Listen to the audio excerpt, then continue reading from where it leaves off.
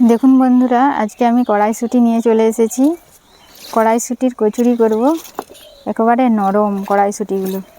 এখন বাজারে এই কড়াইশুঁটির দামও কম। আপনারা কড়াইশুঁটির কচুরি করে খাবেন, খেতে কিন্তু দারুণ লাগবে। আজকে আমার রান্নাঘরে কড়াইশুঁটির কচুরি করব। আপনারা প্রথম থেকে শেষ পর্যন্ত ভিডিওটি দেখুন, আপনাদের ভালো লাগবে। কড়াইশুঁটিগুলো আমি ছাড়িয়ে নিয়েছি, এবারে আমি সেদ্ধ করে নেব। কড়াইশুঁটিগুলো সেদ্ধ করে নিয়েছি, এভাবে জলটা ঝেড়ে নিয়েছি। ঠান্ডা হলে আমি মিক্সিতে পেস্ট করে নেব। কড়াইশুঁটির কচুরি করার জন্য আমি ময়দাটা মাখিয়ে নিয়েছি। ময়দাতে স্বাদ মতো লবণ, চিনি আর তেল দিয়ে ময়ানটা করে নেব। ময়দার ডোটা রেডি হয়ে গেছে, এবারে আমি 10 মিনিট রেস্টে রেখে দেবো ঢাকা দিয়ে। পুরটা এবারে করে নেব আমি।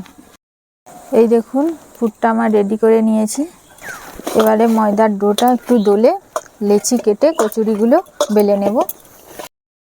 এগুলোতে সব পুর ভরা হয়ে গেছে, এটাতে পুর ভরে নিচ্ছি।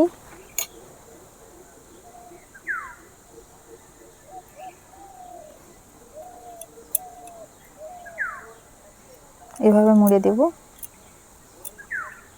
হাতে করে গোল করে নেব।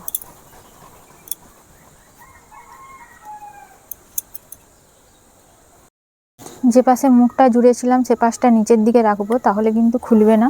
এবারে বেলে নেব।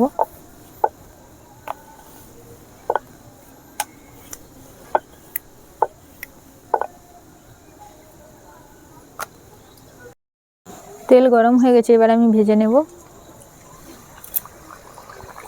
তেলটা এভাবে ছিটিয়ে ছিটিয়ে দিতে হবে, তাহলে দেখবেন ফুলে যাবে।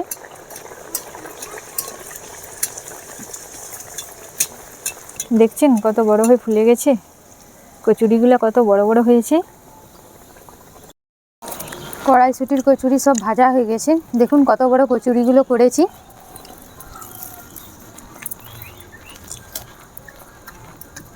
ভেতরটা দেখুন, দেখতে কীরকম লাগছে, খেতেও অসাধারণ লাগছে।